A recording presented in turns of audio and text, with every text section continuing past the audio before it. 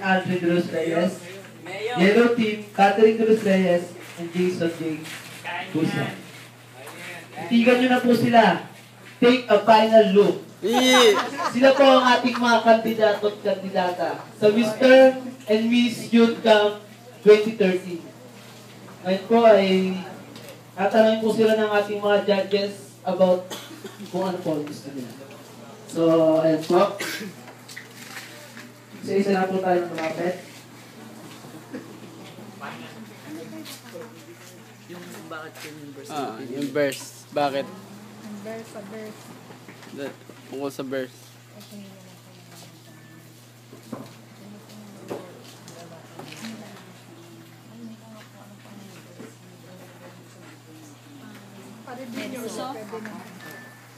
Okay, here's one bakit yun ang napili mong verse? Ano yung napali mo na yun? Dahil nabasa ko po ang sa akin kong pagpapaliwanag ko. Kasi po, sa Tagalog, sabi po doon na unahin po natin ang kaharian ng Diyos bago ang mga bagay-bagay na walang puluhan sa mundong ito na puro sa diablo lang nanggagaling. Kaya po, kung may problema ka man o kaya may mga financial na kulang sa buhay mo o kaya mga bagay na wala pa hindi mo nakakamit, ang sabi po doon, unahin mo po ang kaharian ng Diyos at ibibigay na po lahat. Amen! Ang pagpapala na gusto mong kabitin. Basta ang Panginoon mo lang ang unang-unahin sa buhay. Amen. Amen. Salamat. Amen. So ngayon naman po ay si Miss Clarissa Maan Torres. Ang napili niya pong verse ay Matthew 24:13.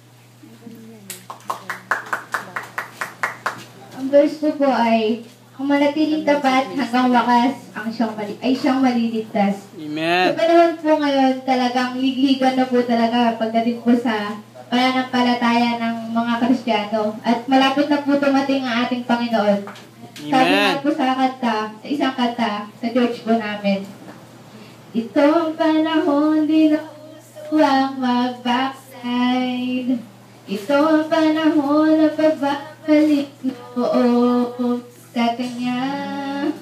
Sama-sama na mag-apoy sa ngalan niya. Ang gawa ng diablo ay tupukin na. Kaya po, sa akin po, ang manatili hanggang wakas ang siyang maniligtas. Kaya po, tayo po mga Kristiyano, dapat hindi na po tayo mag-backslide. Magpatuloy lang po tayo sa Kanya. Amen! Nakakalito na ito. Buti na lang di ako judge. Mr. Dimwell Etradan. Yun, no? Tatanungin po siya ni Judge, si Pastor po, magtatanong sa kanya. Memory verse. Ano yun? Ang memory... Sabi po sa 2 Corinthians chapter 5 verse 17, ang sinumang nakipag-isa na kay Yesu Cristo ay isang bagong nilalang. Wala na yung dating pagkatao, siya ay bago na. So, halimbawa po, ikaw ay isang dating kriminal, magnanakaw, namumuhay sa makamundong bagay, like ng mga katulad po ng sinabi ko, sukal, lahat po ng yan, lahat po yan ginagawa mo.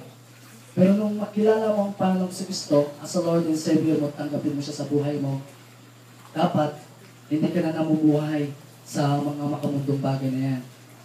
Dapat, ang maging pundasyon mo na sa buhay mo ang kanyang salita na. Kaya, yun po yung napili ko pong Amen. maging isang bagay nilalang niyo po. Amen. Amen. Kahit sumagpit po sa bawat isa, tayong lahat ay nakakilala na sa Panginoon. Isa pamuhay po natin yung salita niya. At upang ang Panginoon, hindi po siya mapaya. Amen. Hallelujah. Amen. So ngayon naman po ay si Casey Bitangkol.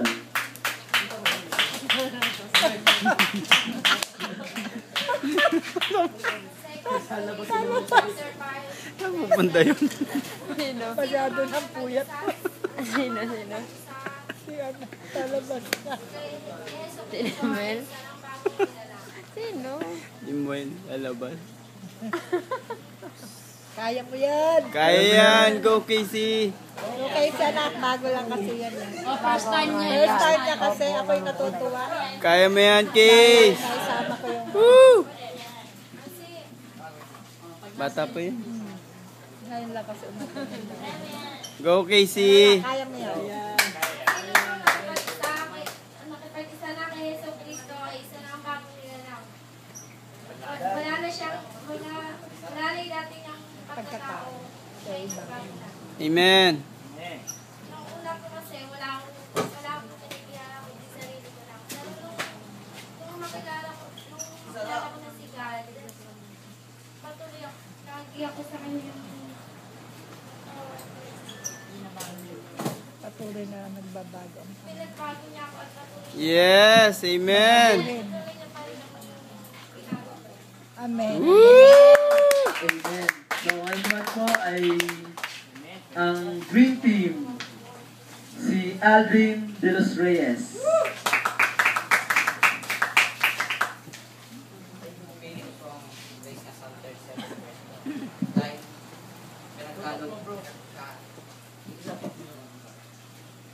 Pinagkatiwala ko po sa Panginoon ang pangarap ko. Dahil alam ko po sa Kanya walang imposible. Amen. Ang haba.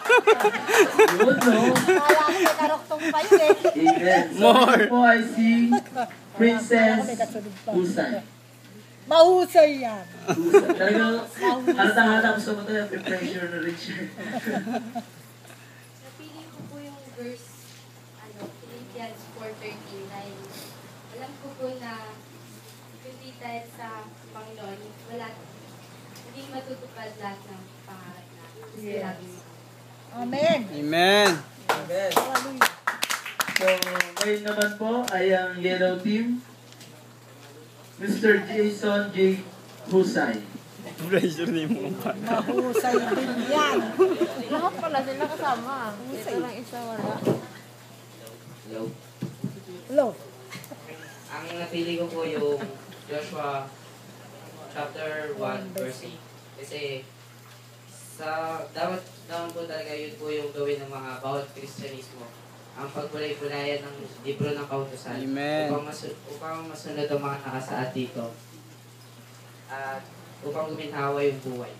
Amen. Amen. Yes. Hallelujah. Amen. Amen. So, ngayon naman po ay si Miss Catherine de los Reyes.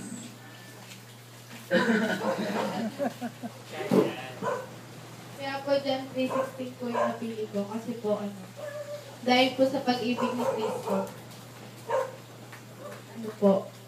yung napatawad niya po yung mga kasalanan ko, tapos po, binigyan niya po ako ng buhay na matuwid po. Amen. Amen. Yes. Amen. Purihin po ang Panginoon sa buhay po ng bawat isang kabataan na kandidato at kandidata para sa Mr. and Miss Youth Camp 2030. So, candidates, please step forward. Next! Step Step forward daw. So, ayan. Muli po, take a final look. Kilalanin po natin ang mga kabataan ito. Amen. Amen. Sino po ang mapipili ng ating mga hurado sa kompetisyon na ito? So, Picture. turn to the right. Ayun o. Right. Ano na lang pala, picture taking muna. Picture taking. Smile!